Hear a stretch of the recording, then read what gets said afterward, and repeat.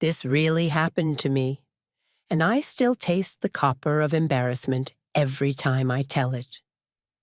I'm an older woman from Savannah, Georgia, and though my hands shake when I remember that day in Charleston, I'm telling you the truth, the way it unfolded. Minutes before my son's wedding, someone hid my wheelchair. I was stranded at the back of St. Philip's Church on Church Street, fingers digging into the polished wood of a borrowed cane as the pipe organ rolled over me. And then the pastor unfolded a cream envelope and read a letter in my handwriting that said I wanted no fuss, that I chose to stay out of sight. We were gathered to see my boy Oliver marry the kind of girl magazines like to feature: slim, golden, impossibly composed, and I could see her mother's hat like a white sail cresting above the front pew. Around me, everyone quieted. The ushers looked down as if the tiles had suddenly become fascinating. And I began to feel I had been staged into an absence on purpose. The letter used my bouncy cursive and my loops that lean right, exact, intimate theft. And in that first instant, I knew two things with a cold certainty. The wheelchair was not lost, and somebody wanted me silenced. If you genuinely enjoy our stories, please subscribe to the channel. Tell us where you're from and what time it is right now. It's always fascinating to know how far our story flows. I should tell you who I am before I tell you how I retaliated. I'm Margaret Whitaker, Maggie to the people who still call me, and I am 61 years old, gray at the temples, despite what my hairdresser insists is a miracle glaze. I've had the chair for 3 years since a brutal fall on the steps outside the Savannah Municipal Courthouse during a summer afternoon thunderstorm. They rebuilt my hip. They threaded hardware into me. They told me patience was a ladder I'd have to climb one rung at a time. Some days I use the chair, some days the cane, a few brave mornings both. I am not fragile, I am not helpless, and I am not anyone's shame prop. Oliver, my son, is a software engineer who moved to Charleston for work with a startup that rents sleek offices near King Street. He met Laurel's daughter, Brenna, at a rooftop party on the Vendu, and within months they were talking about edges and upgrades and the dream of a home near Colonial Lake. Brenna's mother, Laurel, arrived in my life like a weather system. Fundraisers at the Gaillard Center, lunches at the Obstinate Daughter on Sullivan's Island, a voice that made everything sound like a decision already made. My first hint that we were destined for collision came at a tasting at Husk. Brenna had chosen a jewel of a dress already, and I'd worn my good navy wrap and the pearls I keep for blessings and goodbyes. Laurel leaned across the table, her florist swatches spread like playing cards, and said, "We'll need to think about lines. We're going very clean. Minimalist, elegant. I want nothing that distracts from the aisle shot." She lifted her chin toward me, humming. "We'll find a way to tuck the mechanics out of frame." "The mechanics?" I asked, and felt the pearls turn heavy against my collarbone. "The chair," she said, smiling like she was explaining the weather. "Darling, you know how photographers are. It's about shape." Brenna flushed and kicked her mother under the table. "Mom," she hissed, "stop. We said accessibility was important." Laurel gave a patient smile. "Of course accessibility is important. We'll have a plan. I just mean, from the camera's perspective." She stopped because the waiter arrived with a plate of pickled shrimp and Bennett's Point oysters. And Laurel became all approving murmurs again, as if words can be rinsed like plates. I wish now I'd stood up, chair or no chair, and told her how the word mechanics, sat in my throat like a stone. Instead, I swallowed and reminded myself I was here for Oliver. He wore the goofy in love smile that still makes me forgive the world for being sharp. We chose St. Philip's because Brenna fell in love with its brick and steeple, and the way the cemetery tilts into shadow. The wedding planner, a young woman named Kenzie, with hair so smooth it seemed screensaver glossy, sent a spreadsheet of vendors that made my eyes cross. There were calligraphers and chargers and a grand exit toss specialist, which I had to Google. Oliver handled costs as best he could, but I could feel Laurel's credit card hum under the table at meetings, funding taste and silence in equal measure. She had a talent for inserting herself between the question and the answer, a human parenthesis. On the rehearsal night, I paced myself, used the cane, and felt almost light. Kenzie walked people through the choreography and said, "If anyone has any mobility concerns, please speak to me." I spoke to her. "We'll have a ramp?" I asked. "Of course," she said brightly. "We're placing it right here by the side aisle. It'll all be seamless." "Seamless is often invisible," I said. "I just need it to exist." She made a little heart shape with her hands. Understood. That morning, though, when the sky over Charleston brightened like a business suit and the humidity wrung the air, I arrived at St. Philip's to find the ramp leaning against a wall behind ferns, as if someone had taken the word seamless and translated it into hidden. My wheelchair was parked where I left it near the side vestibule when I went to the ladies' room to steady myself and blot the fluff from my hair. When I returned, the space was open, blank as a pocket after a pickpocket's pass. I don't panic easily. Life teaches you that panic is a fire that burns you faster than the circumstances do. But my breath shortened. I looked around. Ushers in tuxedos moved like chess pieces.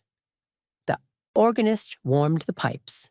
Out in the courtyard, I saw the photographer, a man with a delicate beard and a gentle accent, arranging corsages like artifacts. "Excuse me," I said to an usher with hair so gelled it looked lacquered. "My wheelchair was here." He nodded as if I'd asked directions to the nearest restroom. "I'll check," he said, and vanished. Another usher pretended to fan a program. "Let me look," he said, and also vanished. What met me instead was Kenzie, gliding on flats that flashed like river water. "We'll seat you up front," she said, eyes cheerful but not meeting mine. "With what?" I asked. "My magic carpet?" "Mrs. Whitaker," she said, and I watched the soft font of my name turn to a warning. "We're trying to keep the aisle clean. The chair might be a tripping hazard when people come in. Let me just—" She reached for the cane like a generous aunt and missed the moment when my expression did not change. "We'll do a quick seat, and then we'll bring it in after." "You moved the chair," I said. She did the thing Laurel does, where a smile becomes a period. "It's safe," she said. "Let's get you settled." Before I could answer, the organ escalated, a swell like a tide overtaking stone. People turned, faces bright with ceremony. The pastor, Reverend Caleb Brooks, a man with gentle eyes and the voice of late summer, stepped forward and raised his hands. And then he unfolded a cream envelope, the paper the exact weight I use when I send Oliver birthday letters, and in a voice firm but apologetic, he said, "Before we begin, we have a note from the mother of the groom. You think you are prepared for public humiliation because you have endured private humiliation, the clumsy help of strangers, the pitying, 'bless your heart,' the flinch when a crowd tightens. but nothing prepares you for hearing your name attached to permission to disappear. He read, "Please don't fuss if I'm not seen up front. I've chosen to witness from the back because the attention makes me anxious, and I want the photographs focused on the couple and not on me. I will join later when appropriate." The words were curved in my own hand, rightward-leaning loops I learned in Sister Agnes's classroom in 1973. The congregation made that sound people make when an awkwardness is smoothed. It's a purr of relief disguised as kindness. "I didn't write that," I said, my voice the size of a penny.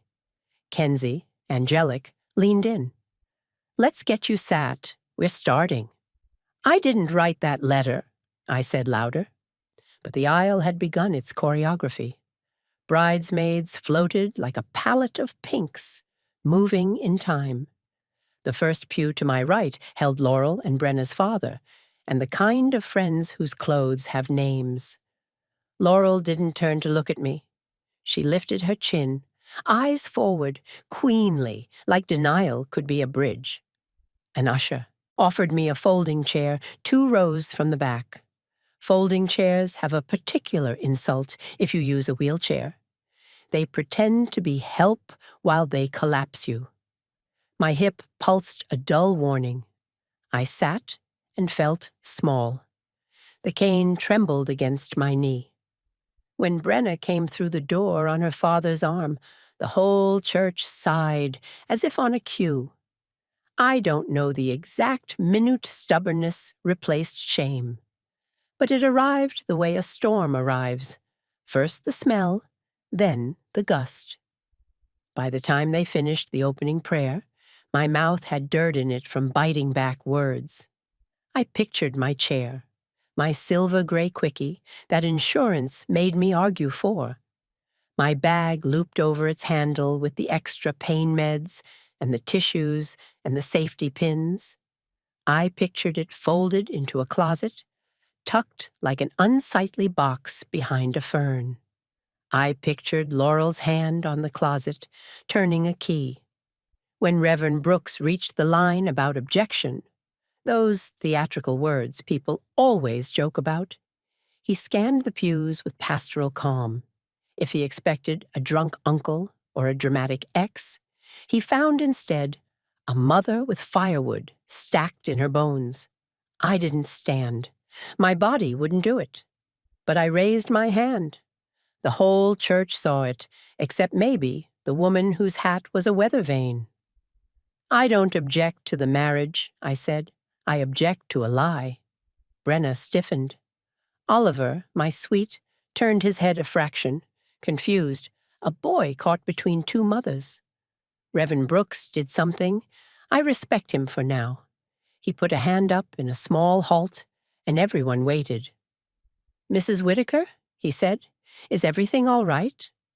"That letter wasn't mine," I said, "and someone hid my chair." The sweetest thing in the world is the moment you tell a truth that embarrasses a bully. It's a slice of lightning you can hold with your bare hands.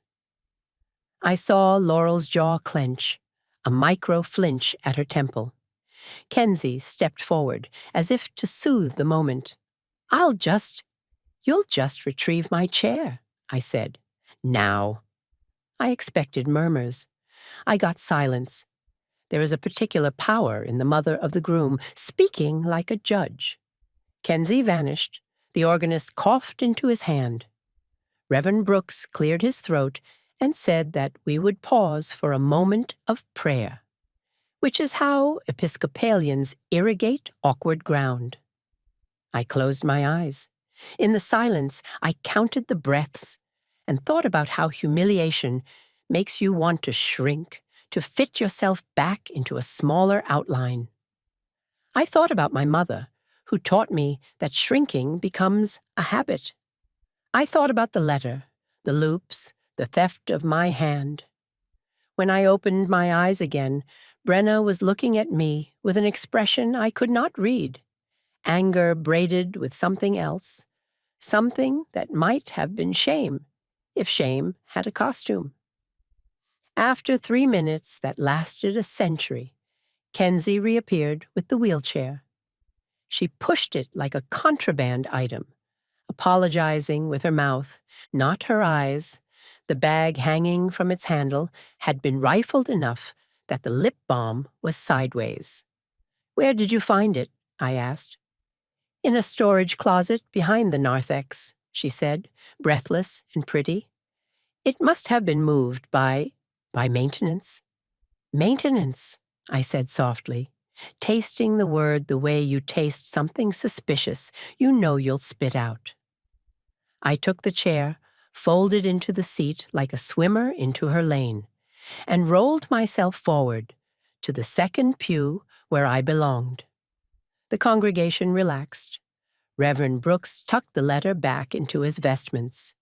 He looked at me carefully, the way a man looks at a map that might be wrong. The ceremony continued, but something in me had shifted a click. My humiliation had transformed into a ledger item. As the vows unfurled, I watched Laurel lift her chin, eyes glassy with triumph, and set a little flag there. "I will come for you in the daylight, with records you can't rewrite."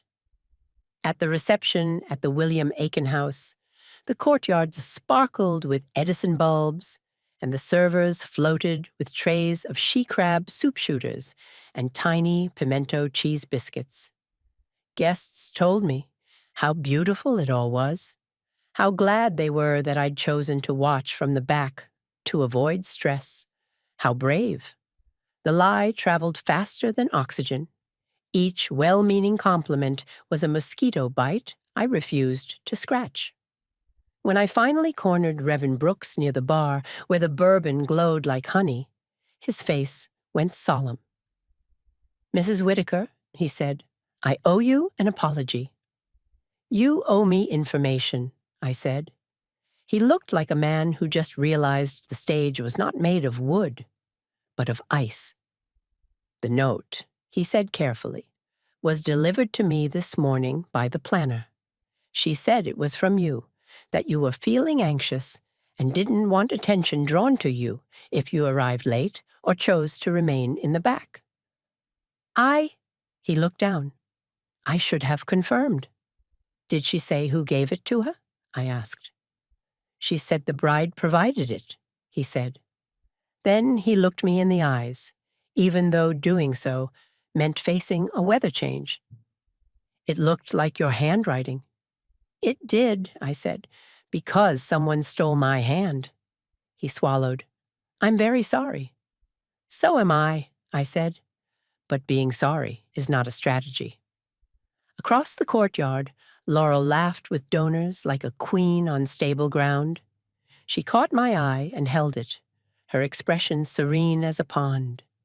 She lifted her glass toward me in a tiny toast, and then turned back to her circle, head tipped in the angle of women who win. The band started a Motown number, and Oliver dipped his bride as if his only job in the world was to be in love. Pain, even righteous pain, will not stop a mother from loving the way her son dances. I went home to Savannah the next afternoon, after the farewell brunch at Poogan's porch, where the biscuits were flaky enough to forgive everything, but not this. On the drive down Highway 17, the marsh grass rose in waves like a congregation that would not sit down. I set my bag on the passenger seat, the cream envelope tucked into a Ziploc so sweat couldn't eat it. And I thought about Sister Agnes, how she made us write, "I will not copy" 100 times when we were 8. There is a special flavor of rage reserved for when someone uses your handwriting to erase you. That evening, in my quiet house off Habersham Street, I brewed a pot of tea, even though it was too hot for tea, and I don't like it iced. I put the letter on my dining table, under the streak of light from the west-facing window, and examined it the way my friend Rena, who works as a paralegal, once taught me to examine contracts. The weight of the paper was right.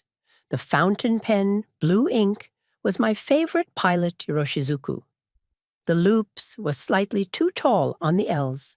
An overcorrection, like a person trying to imitate an accent and laying it on too thick.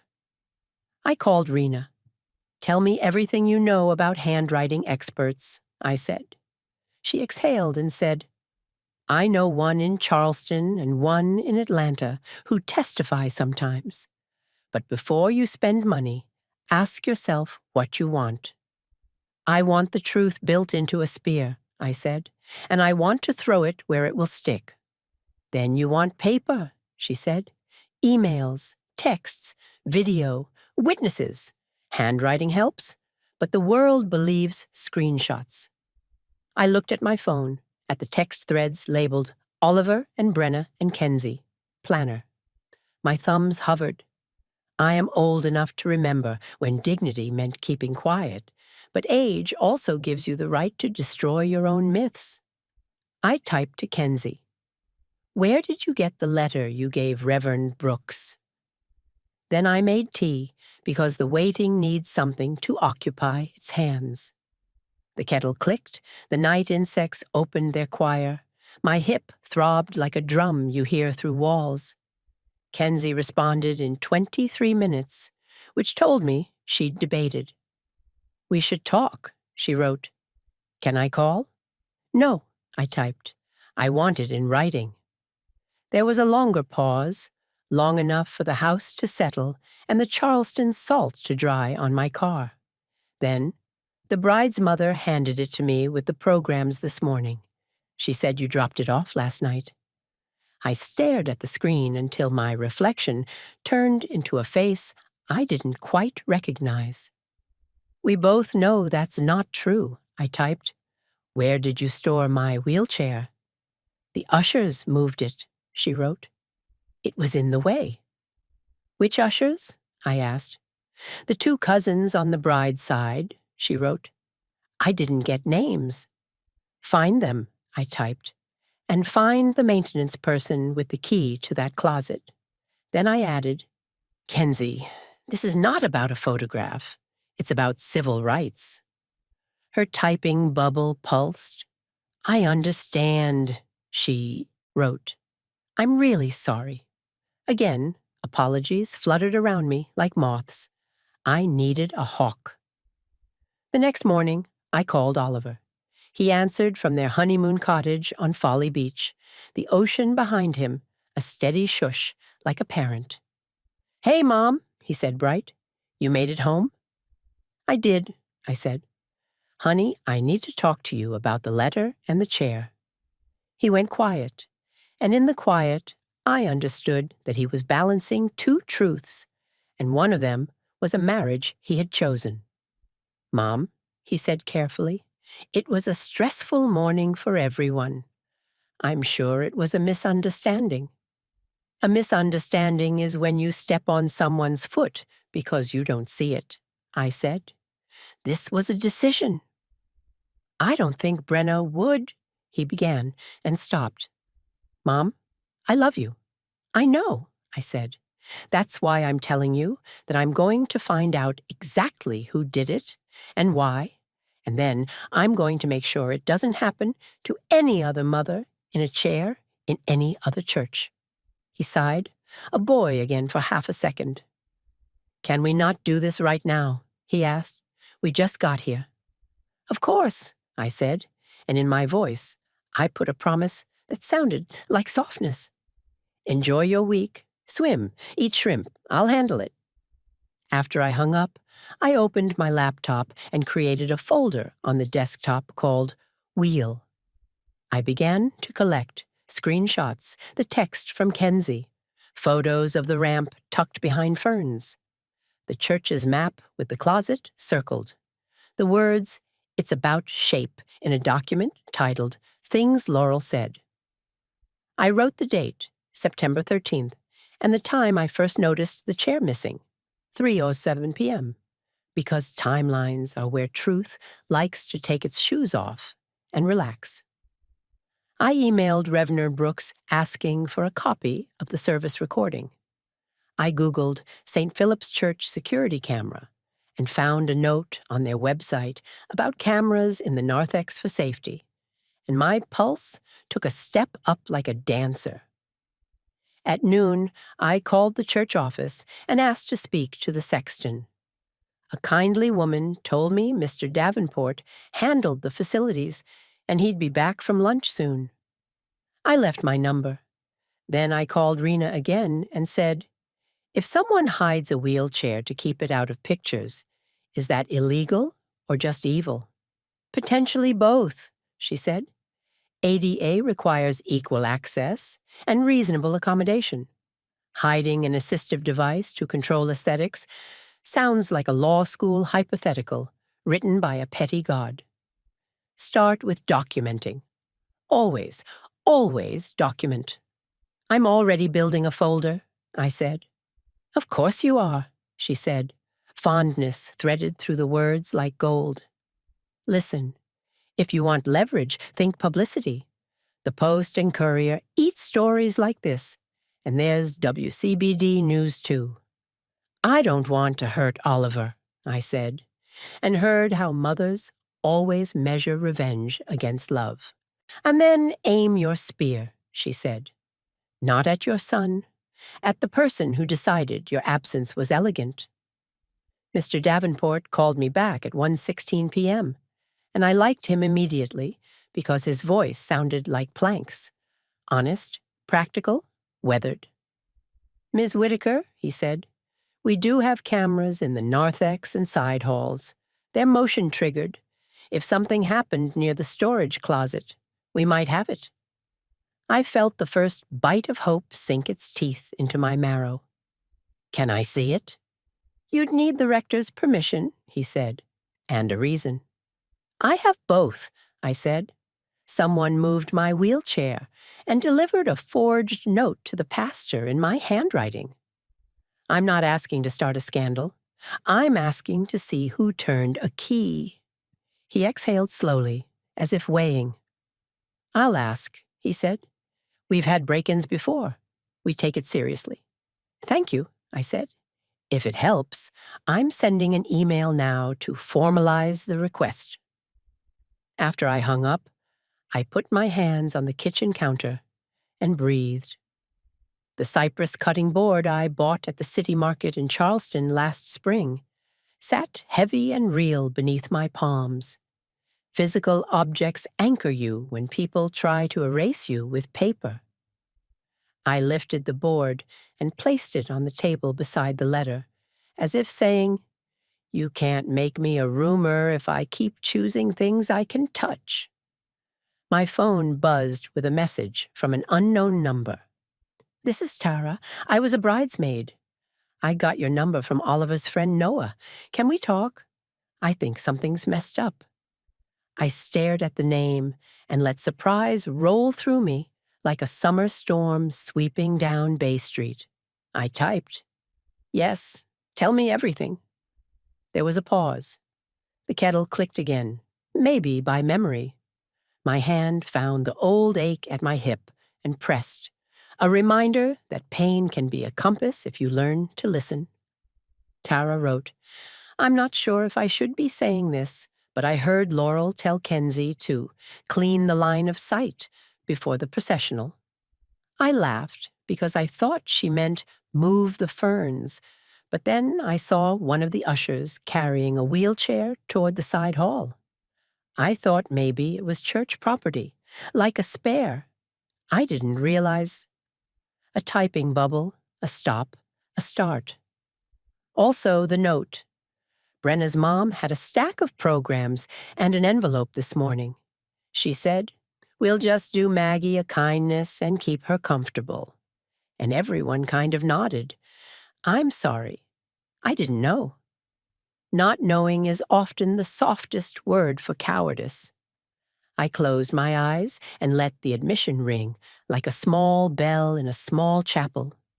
Then I wrote back, "Thank you. If you're willing, I may need your statement. Not public, yet." "I'll help," she wrote. I feel sick. Good, I typed without kindness. Hold on to that feeling. It's the beginning of becoming useful.